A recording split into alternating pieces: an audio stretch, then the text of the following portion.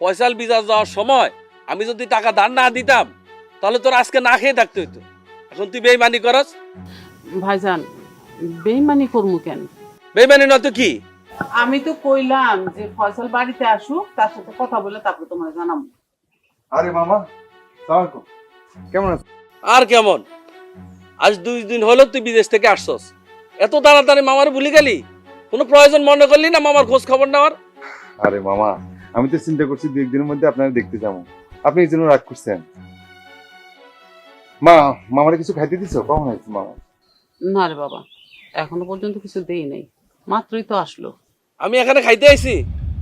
আমি তোর মার কাছে একটা আবদার নিয়ে আসছি ভাই হিসাবে। তোর মা আমার উল্টা পাল্টা কত কিছু শুনাইতে আছে, এটা কি মানি নেওয়া যায়?